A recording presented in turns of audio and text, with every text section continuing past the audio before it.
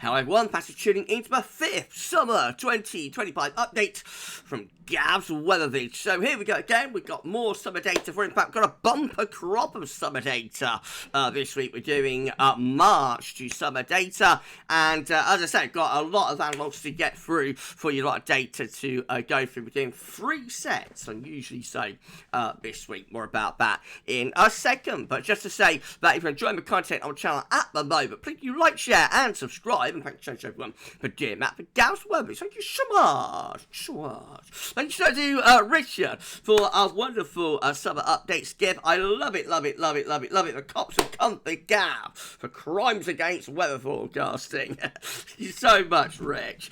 And thank you so much to Shrine Brewing as well for sorting out all of the years for us for this update. Thank you so much to Shrine, and thank you so much to Richard Shaw, Shrine Brewing, hashtag TeamGav, did an amazing job for us as always. Thank you so much, guys.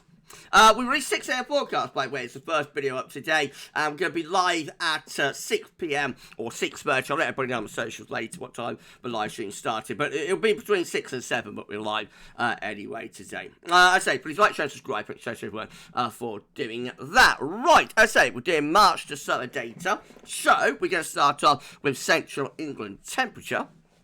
The CET came out at 7.9 for March 2025, which is 2.3 degrees above 61 to 1990 average. That places March 2025 within the top 10 mildest or warmest Marches since 1950. So, you know, we love a countdown at GavsWeatherVids.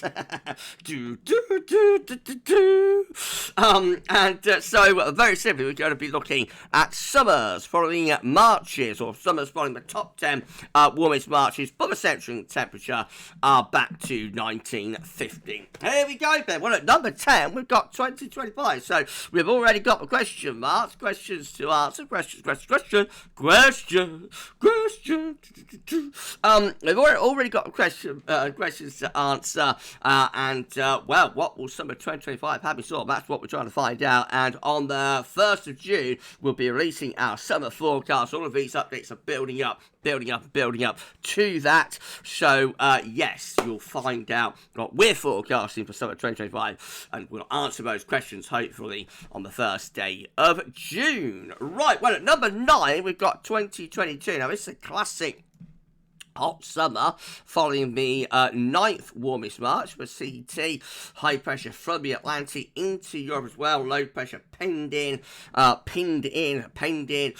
Greenland and Iceland. So that is the very, very hot July and August combination in 2022. Of course, we reached 40 degrees in July 2022, and then we have our first 18 Celsius CT August for 19 years. We had to go from 2003 to 2023 to get an 18 Celsius CT August, and we achieved it in the summer of 2022. A long, hot summer there at number 9. At number 8, we've got 2019, following the 8th warmest March with high pressure away to the east and low pressure is out to the west, so that brings the wind up from the south. Bit of everything in this summer, but does have a very, very, very hot spell in July of 2019, where we pushed the temperature not quite to 40 degrees, but into the upper 30s Celsius. 2 or 3 days later, it's about 14 degrees here in the towers and pouring with rain. It was that sort of summer, very on off. Notice a lot of blocking as well in this summer, but with the ridge just there, it meant we was usually on the warm side of blocking and bringing up the air from the south. So lots of plumes and, lots of heat spikes. Then we got the summer of 2024, last summer, at number 7. So this one with low pressure in the North Atlantic and a westerly flow. No, quite an unsettled summer last year. It certainly wasn't the best. Then we've got 1990. So this is another pretty hot summer. High pressure reaching in from the Atlantic into southern and western Europe. Low pressures away towards Greenland and Iceland. Starts off a bit dodgy, I have to say. June 1990. Italia 90, wasn't it? World Cup in Italy. Well, that was a bit of a mixed month in 1990. Rather cool and unsettled June to start off. But picked up very quickly in July, culminated, of course, in a very, very hot spell in early August. Again, it does have an 18 Celsius CT August in 1919. We reached 37 degrees, I think, on the 3rd of August, 1990. I've got 1961 next. This one looks a lot more mixed. Low pressure to the north, high pressure out in the Atlantic. It's 1960s summer, so it's got to be quite unsettled. That's not all that good. And then, oh dear, we've got 2012 at number 4. So we've got a big block around Greenland, and we've got a trough of low underneath it. So this is a cold and wet summer, or certainly cool and wet summer in 2012.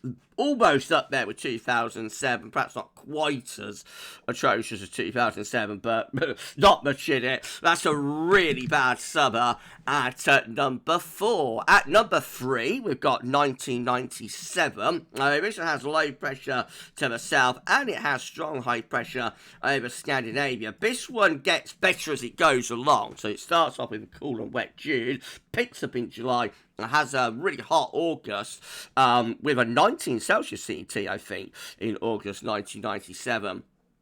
Just about, anyway, reaching 19 Celsius. That may have been corrected downwards, actually, think about it, to about 18.9 now. But at the time, I think it was 19 Celsius CT August. And also quite interestingly, very wet August, very stormy, thundery August as well. So like a tropical type month. Very high humidity.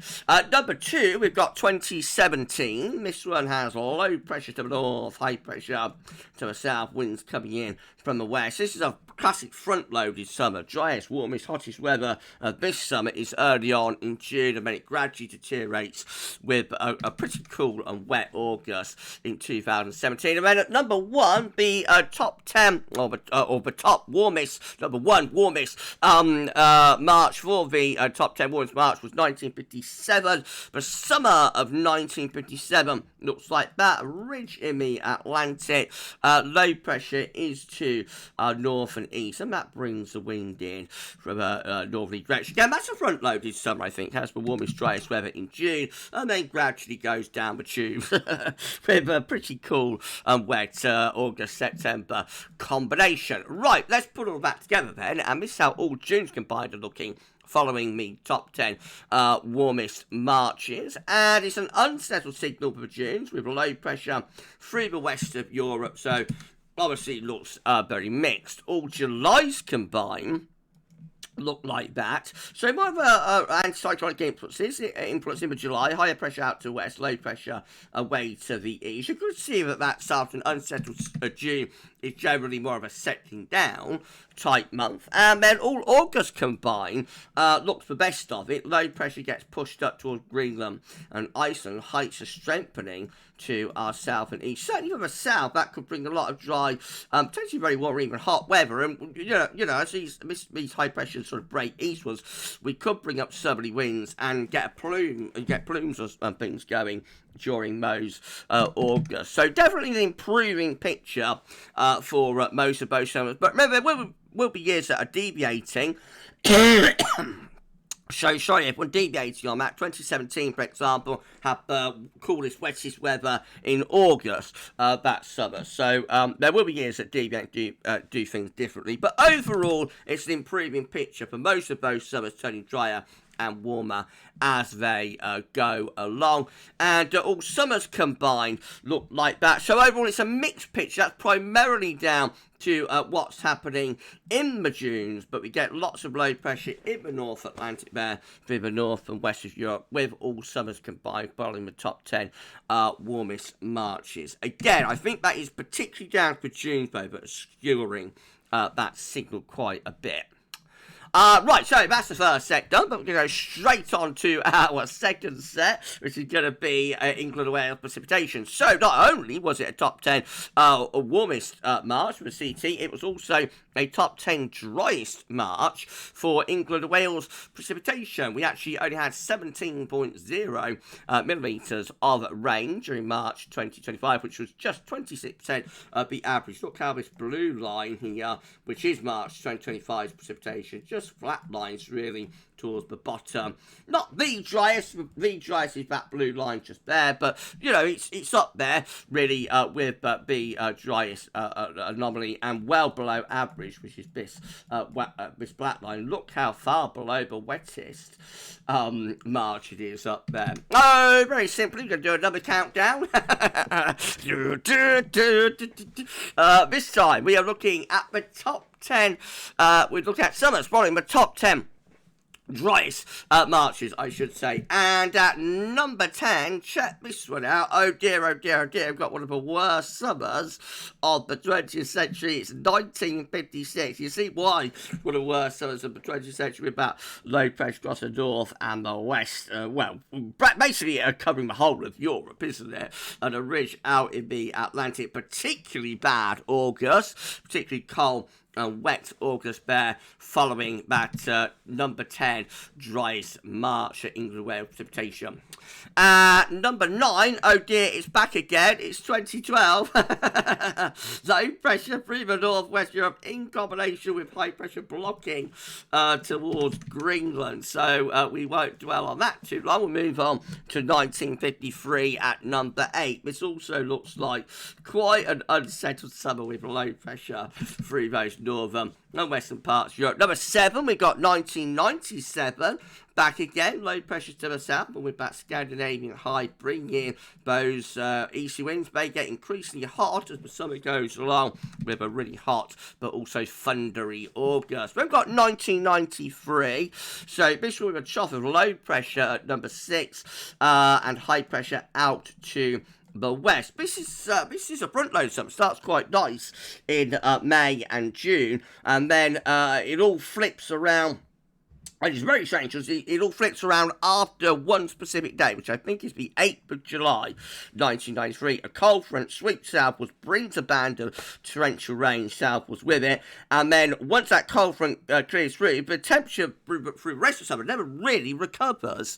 Very, very strange summer, and it stays quite cold even into the autumn of in fact, it gets colder into the autumn of 1993. Has about 5 months of below average temperatures, I think, from July through to November at least, maybe December as well. Can't quite remember, but it has a long run of cool, quite increasingly cold weather into the autumn, and it all starts after one day, which is very strange. One cold front really flipped everything around.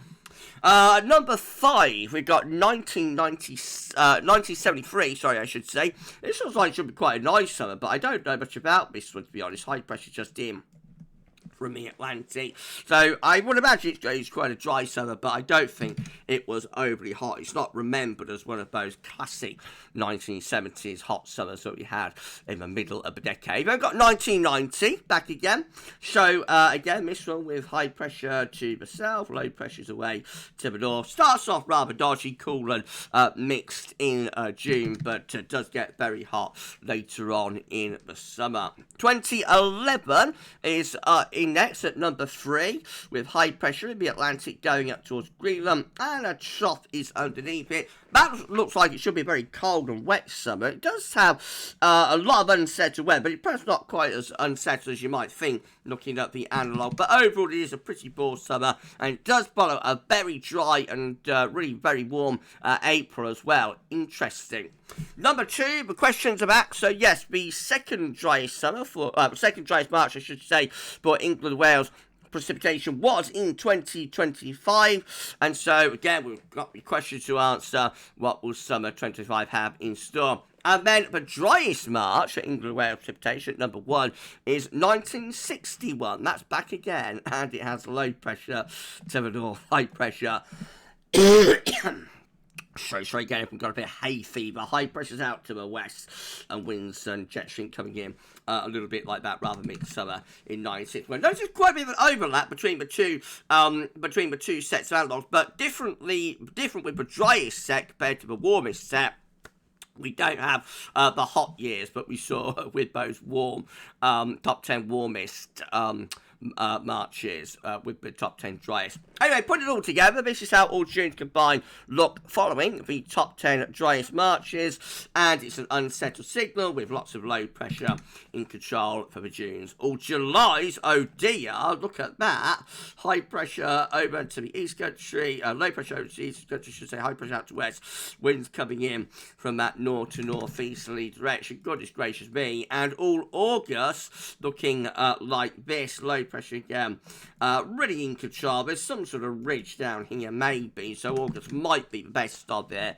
But, you know, it looks unsettled. And this is how all summers combined looking following the top 10 driest marches. And oh dear, oh dear, oh dear. Forget the first set. It's all gone down the tubes. With the second set looks very, very unsettled, cool and wet signal for most of those summers. But, we still have one set to go. And can we recover things with our third and final analog set, which are usually going to be looking at the top 10 sunniest marches, because not only was March 2025 a top 10 warmest and a top 10 driest, it was also a top 10 sunniest. So we thought we'd add in a little extra set, and I shall reveal that set for you after we have a little break. So you go off and stretch your legs. I'll get the second set of analogues ready, well, they're already there, but you know what I mean. And I'll see you in 2 seconds. See you soon, everyone. Okay, we're back and we're ready to resume the 5th summer 2025 update from GavsWeatherVids. Put your teeth in Gav. If you've enjoyed what you've seen so far, then please do like, share and subscribe. Thanks so much everyone for doing that. And let's just turn off webcam. If you can consider a little donation to GavsWeatherVids, this is our PayPal page. So the link to this in the description with the video. Come to the GavsWeatherVids PayPal page, sign into your PayPal account and donate whatever you would like to GavsWeatherVids, and you'll be helping to support and to fund the content that we're doing here on the channel. Short range, medium range, and indeed the long range, which I know so many of you have enjoyed over all of these years. Whether the forecasts go right or whether they go down the tubes, you know, it's all been a lot of fun over the years, hasn't it? So if you've enjoyed the long range forecast that we've done over all of these years at GavsWeatherVids, you can afford to give us a little donation, it'd be absolutely awesome. Thank you so much everyone for doing that, and we'll give you a shout out in the bids, of course. Right, so we've got one last set of analogues to show you for this summer update, and unusually we don't normally include sunshine data, but it was a very, very, very sunny March, particularly for England and Wales, but this set's actually based on UK sunshine. So we did central temperature for the warmest top 10.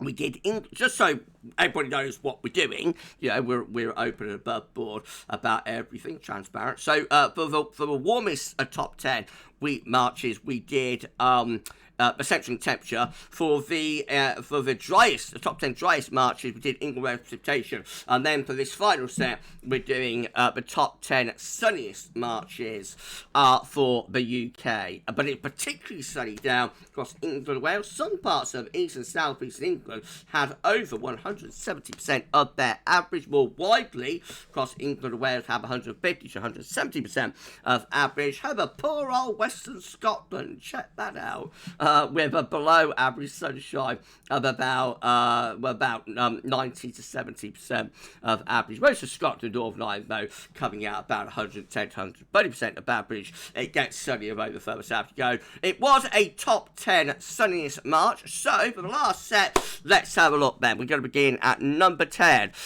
This is the summer of 1982.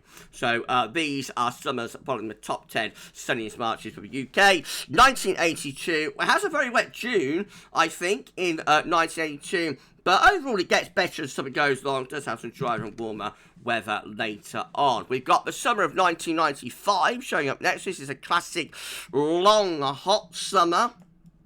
It gets the first hints of it in the spring in 1995, but the summer really starts picking up its pace probably in the third week of June, after a cold start to June, or a cool start to June. Well, it was quite a cold start to June, and then just it's just on through the rest of July and most of August. August does end on a cool and dry note with northerly winds, but really it has several weeks of blue skies, hot sunshine, and temperatures very often in the 30s. It's my generation's daddy, really, as I wasn't born in 76. So it's a long, hot, and perhaps slightly forgotten summer in 1995. We've got 2020 at number 8. So, of course, you remember the lockdown spring of 2020 was a real classic with loads and loads of dry, warm and very sunny days. Of course, everyone was locked indoors. That was the only trouble. And things did start to go a little bit down shoots into the summer. So the best of the weather was in the spring, and then the summer overall was mixed. Having said that, there was several spells of dry, warm, hot weather. A bit of everything, I think. Something for everyone in the summer of 2020. We've got 2009 at number 7. This one's a mixed summer. Low pressure out in the Atlantic, winds coming in west. Has a pretty wet July. June and August not too bad. Not very often hot. Just had one proper hot spell, I think, which is at the end of June into the opening day or so of July. Now, I've got another long, hot summer in the form of 1955 at number 6. So this one again, big blocking area of high pressure, winds coming in from the east there. That is a hot summer in the middle of the 1950s. And then we've got 2007. Oh dear. Block over Greenland, low pressure underneath it. That's like the antithesis, really. Antithesis, that's a good word, isn't it? It's antithesis. Antithesis. This is the antithesis, oh sorry everyone. This is the antithesis of 55 and 95. This is a flooding rain summer in June and July anyway. It does pick up a little bit in August, but overall of exceptional, I was going to say extraordinary, well it is extraordinary, extraordinarily wet and pretty cool summer in 2007. The only thing that kicks the CT up a bit in the summer of 2007 is all the cloudy wet nights. Now, as I always say, with the summer central temperature, what you have to factor in is that if the temperature might be like 15 or 16 degrees at night when it's dull and pouring, overcast and pouring with rain, but by day it might be 15 or 16 degrees again, and overall you'll still probably come out with slightly above average 24-hour temperature because the night was so warm, but that's no good if your day is 16 degrees and pouring with rain and overcast. So that's something you always have to think about with summer. Right, let's move on to number 4, 2012, another really bad one showing up here. Very interesting set of analogues these, isn't it? Big low pressure through the northwest Europe, not quite as bad as 2007, but it's getting there. Notice that big block again around Greenland. But saving things is 2003 at number 3. With low pressure out to the west, high pressure to the east. We bring the wind up from the south. So this has a very hot spell in the first half of August 2003. Before that, regular, little heat waves and very warm in June and July both. But the summer really gets going in August, which is a very hot month, particularly the first half of it, and does get to 38 degrees, 39 degrees, I think, or certainly 28 degrees anyway, in August of 2003, 18 Celsius CT August. Number 2, there we are, it's 2025, so again, it's questions to answer. And March 2025 was actually the second sunniest for the UK since 1950. And then finally at number 1, we've got another hot summer, which is 2022. That follows the sunniest March for the UK with high pressure again in control through the Atlantic into Europe. And I've explained already in the earlier set what happened in this summer. We get 40 degrees in July of 2022 up the A1, and then of course have that 18 Celsius CT August. Interesting, isn't it? But we have number 3, we've got 2003, and then the next time it happens is at number 1.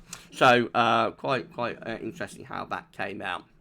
Okay, so it looks a bit of a do or die this, doesn't it? It looks like it'll either be a really, really bad summer or a really, really hot summer. It doesn't look like there's all that much in between. But let's see how the data comes out. This is how all June's combined are looking following the top 10 sunniest Marches. So low pressure tended to be to the south, higher pressure to the north. That will bring the driest weather to the north, wettest weather in south. Could be quite a warm signal, I think, with winds sort of east-southeasterly. Warm and wet, maybe, or warm and thundery. Might be quite volatile.